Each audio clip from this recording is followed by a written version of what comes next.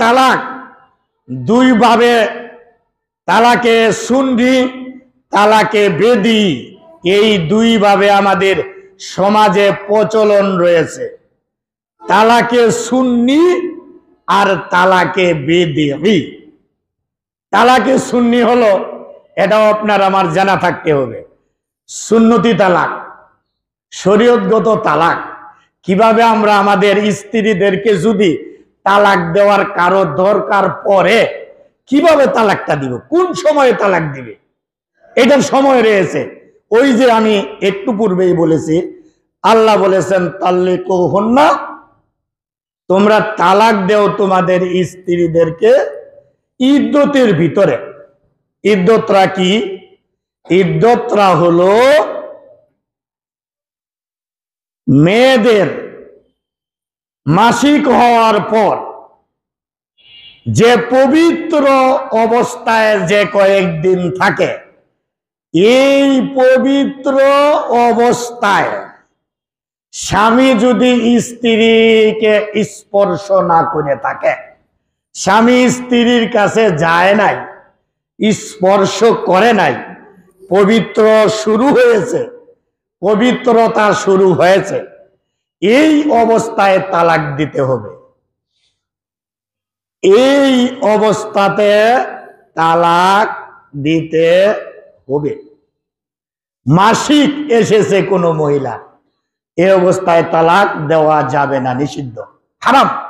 এই তালাক তালাকে বেদি, এই তালাক চলবে না। মাসিক অবস্থায় তালাক দেওয়া চলবে না। আবার মহিলাদের বাচ্চা হয়, বাচ্চা হয়েছে, বাচ্চা হওয়ার পরও দীর্ঘদিন মহিলাদের যে নেফাসের সমস্যাটা থাকে, এটা দীর্ঘদিন থাকে। কারো থাকে 20 দিন, কারো 40 দিন, কারো 25 দিন, কম বেশি হতে পারে। এই অবস্থাতেও তালাক দেওয়া যাবে না। এই সময় যদি কেউ তালাক দেয়, এই তালাকটাও তালাকে বেদি। আবার স্ত্রী মাসিক থেকে পবিত্র হয়েছে, এই পবিত্র অবস্থায় স্বামী স্ত্রীর কাছে গেছে, তারপরে আবার তালাকও দিছে, এটাও চলবে না, এটাও বেদি তালাক। তাহলে জিনিসটা আমাদের বুঝতে হবে, মাসিক অবস্থায়, হায়েজ অবস্থায় তালাক দেওয়া যাবে না। নেফাস অবস্থায়, বাচ্চা প্রসবের পর যে সময় নেফাস চলতে থাকবে, তালাক দেওয়া যাবে না। তুহুর অবস্থায় স্বামী যদি স্ত্রীর কাছে যায়, তাহলে ওই তুহুরে তালাক দেওয়া যাবে না। তাহলে কোন সময় দেওয়া যাবে? হ্যাঁ, যদি মাসিকের পর স্ত্রী পবিত্র হয়েছে, স্বামী স্ত্রীর কাছে যায়নি, এইবার তালাক দিতে পারবে। এই তালাকের নাম হবে তালাকে সুন্নি। আবার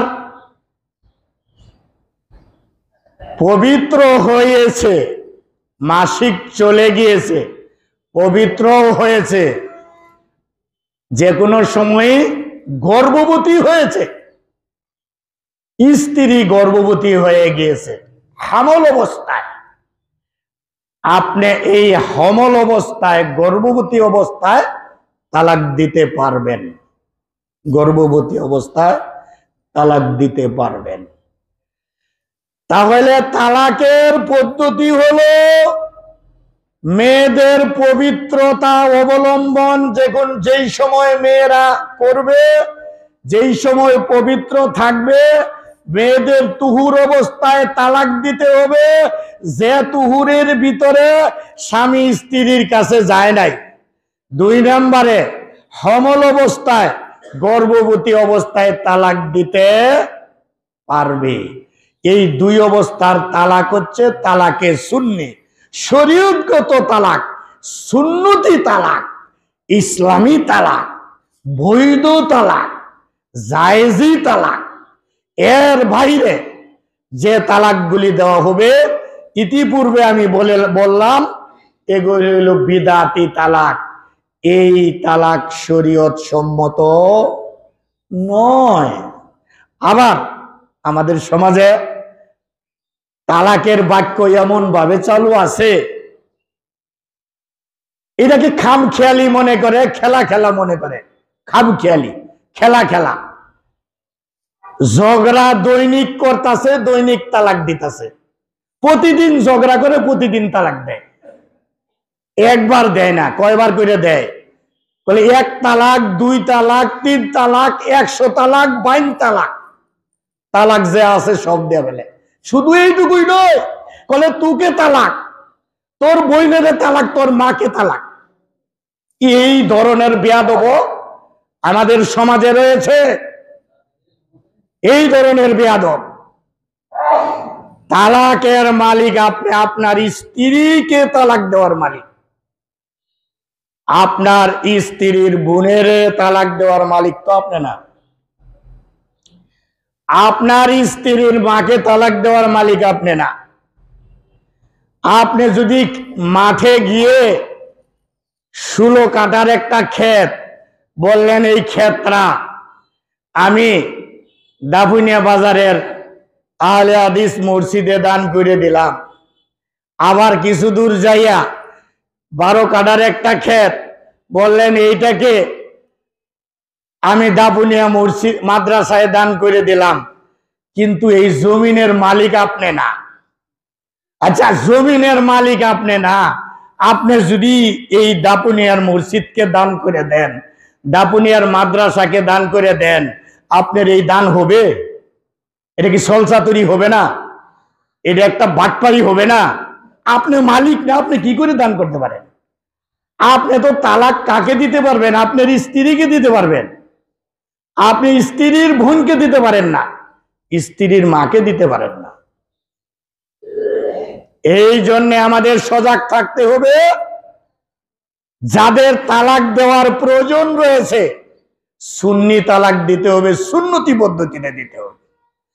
আর দৈনিক ঝগড়া করবে, দৈনিক তালাক দিবে, এটা চলবে না। 1 মাসে 1 তালাক, পবিত্র অবস্থায়, তুহুর অবস্থায়।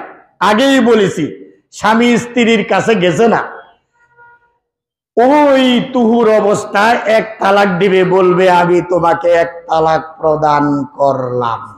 বাস, হয়ে গেল, এই 1 তালাক হয়ে গেল। এবার 1 মাস যাবে।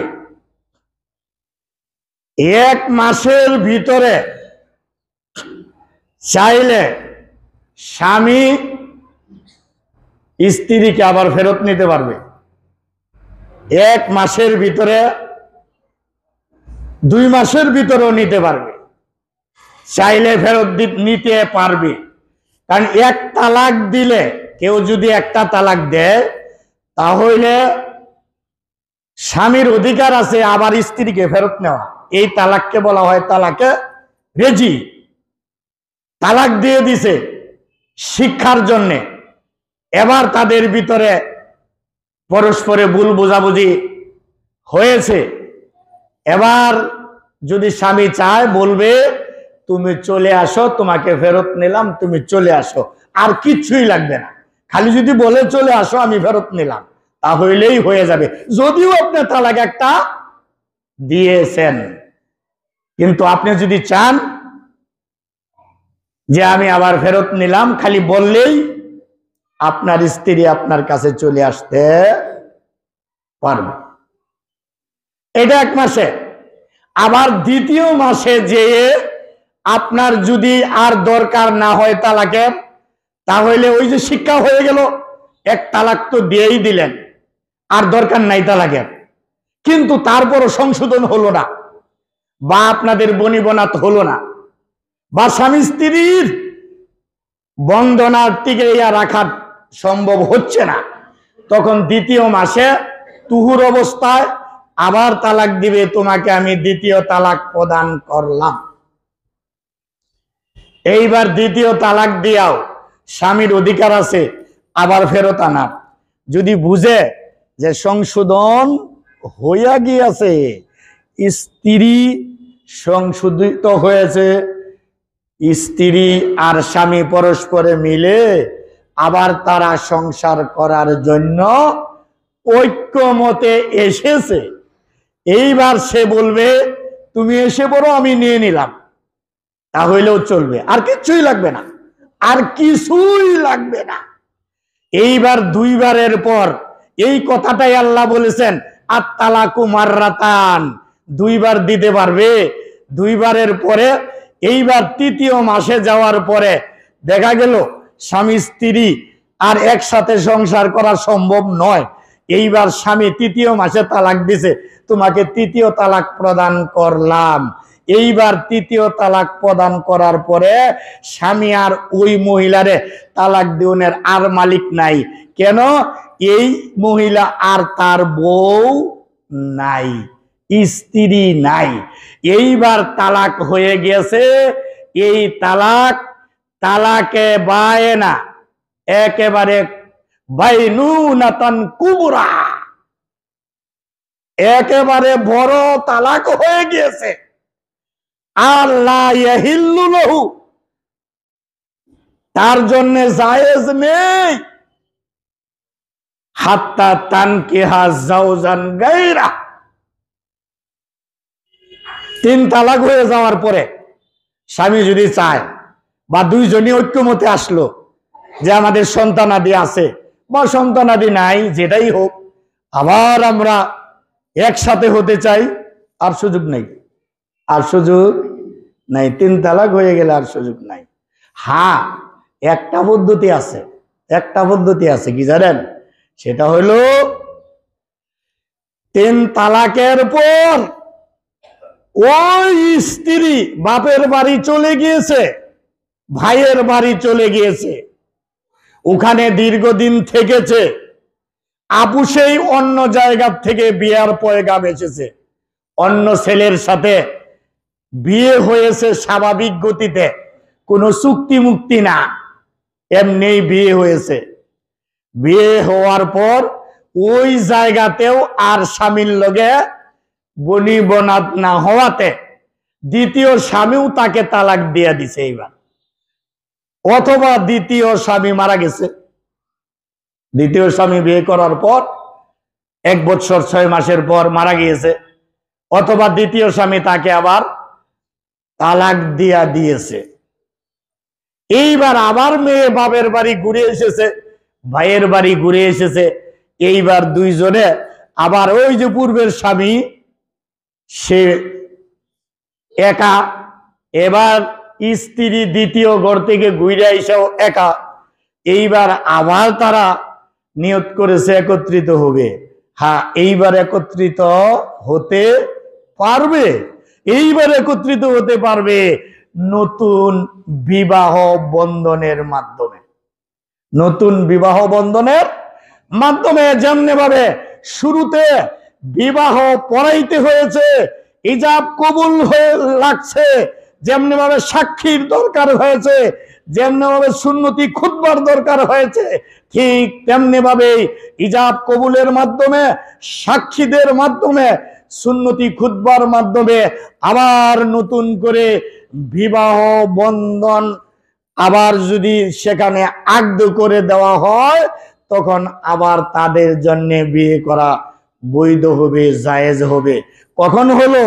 অন্য জায়গায় স্বাভাবিক গতিতেই বিয়ে হয়েছে, পরে ফেরত আইছে, এইবার জায়েজ। ইয়া ছাড়া প্রথম স্বামীর জন্য তার পূর্বের স্ত্রী আর কখনো জায়েজ হবে না, জায়েজ নেই, কখনো হবে। তালাকে রেজি অবস্থায় চলবে, 1 তালাক দেয়া চাইলে চলবে, 2 তালাক দেয়া চাইলে চলবে। তবে আরেকটা জিনিস আমার আপনার জানা থাকতে হবে, 1 তালাক দেওয়ার পরে আমি তালাকও দেই, ধরেন একজনের তালাক দিয়েছে, এক তালাক দেওয়ার পরে তালাক আর দিছেও না, আনছেও না, 3 মাস চলে গিয়েছে, তাহলে এক তালাকে বাইন হয়ে যাবে, এক তালাকে বিচ্ছেদ হয়ে যাবে, এক তালাকেই বিচ্ছেদ হয়ে যাবে। কেননা ওই যে আপনি কি করেছেন, এক তালাক দেওয়ার পরে আর ফেরত আনেন নাই, 3 মাস চলে গিয়েছে, এইবার 3 মাস চলে গেলে এক তালাকে বাইন হয়ে যাবে, বিচ্ছেদ, আর আপনার জন্য ওই স্ত্রী বৈধ নাই, আপনার স্ত্রীই নাই। হ্যাঁ, এইবার একটু সহজ পদ্ধতি হলো, স্বামী স্ত্রী আবার একত্রিত যদি হতে চায়, অন্য জায়গার বিয়ের দরকার নেই, শুধু খালি নতুন করে বিয়ে পড়াইয়া দিলেই আবার তারা স্বামী স্ত্রী বসবাস করতে পারবে। ঠিক দ্বিতীয় তালাক দেওয়ার পরে এইবার আনছেও না, আর তালাকও দিছে না, এইবার 3 মাস গেছে গা, তাহলেও আপনার আর স্ত্রী থাকবে না, আর স্ত্রী থাকবে না, 2 তালাকে বাইন হয়ে যাবে, 2 তালাকে বাইন হয়ে যাবে। হ্যাঁ, এইবারও যদি চায় আবার নতুন করে বিবাহ বন্ধনের মাধ্যমে আবার তারা একত্রিত হতে পারবে, কিন্তু 3 মাসের আগে যদি চায় যে আমরা আবার একত্রিত হব, খালি মুখ দিয়ে বলবে তুমি চলে আসো, আমি ফেরত নিলাম, আর কিছুই লাগবে না। 3 মাস অতিক্রম হয়ে গেলেই কি হবে, এই 1 তালাক 2 তালাক অবস্থায় আবার নতুন করে বিয়ে পড়ানোর মাধ্যমে আবার আনতে হবে। আর 3 তালাক হয়ে গেলে 3 মাসে 3 তালাক শরীয়তের পদ্ধতিতে তুহুর অবস্থায় যদি হয়, তাহলে কখনো জায়েজ নেই যতক্ষণ পর্যন্ত আপুসে অন্য জায়গায় বিয়ে হওয়ার পর আবার বাপের বাড়ি যদি ফেরত আসে, তালাক প্রাপ্তা হয়ে অথবা মুতাওয়াফা হয়ে, মুতাওয়াফা আনহা জাওজুহা হয়ে যদি ফেরত আসে, তাহলেই শুধু পূর্বের স্বামীর কাছে আবার নতুন বিবাহ বন্ধনে আবদ্ধ হতে পারবে। এইটাকে আমাদের সমাজে কি করে জানেন, ওই যে অন্য জায়গায় বিয়া হইলে আনতে পারবে, এইটাই করে হালালা করে, হালালা হালালা হালালা সম্পূর্ণ নিষিদ্ধ, হারাম। আল্লাহর নবী লানা রাসূলুল্লাহ সাল্লাল্লাহু আলাইহি ওয়াসাল্লাম আলাল মুহাল্লিল ওয়া মুহাল্লিল লাহু, যে হালালা করে, যার জন্য করায়, সকলের উপরেই আল্লাহর লানত, আল্লাহর গজব, আল্লাহর ক্রোধ। এই লানতকারী কখনো আল্লাহর রহমত পাবে না। তাহলে যারা হালালা করে, তাইলে আল্লাহর লানত তাদের উপর আসে, আর এটা শরীয়তে জায়েজ নেই, হালালা করা শরীয়তে জায়েজ না, নিষিদ্ধ, কখনো জায়েজ না। চুক্তির মাধ্যমে আপনি শর্ত করেছেন, কয়েকদিন আগে দেখলেন না যে মসজিদের ইমাম সাহেবকে দেখে বলে কি করেছে, শর্ত করিয়া হালালা করে দিয়েছে। এইবার ইমাম সাহেব তো আর ছাড়ে না, এইবার আপনার সাথে যদি বিয়ে হয়ে যায়, আপনি যদি না ছাড়েন, তাহলে তো আপনারই বউ, আপনার স্ত্রী, তাহলে তার করার কিছু নেই। এইভাবে চুক্তির মাধ্যমে হালালা করে বিয়া হারাম, নিষিদ্ধ, চলবে না, ওদের উপরে আল্লাহর লানত, আল্লাহর গজব। এখনো আমাদের সমাজে এই প্রচলন রয়েছে যে হালালা করতে হবে, হালালা ইসলামেও নিষিদ্ধ, সরকারি ভাবেও নিষিদ্ধ, হালালা ইসলামেও নিষিদ্ধ, সরকারি ভাবেও নিষিদ্ধ, সর্বাবস্থায় হালালা নিষিদ্ধ।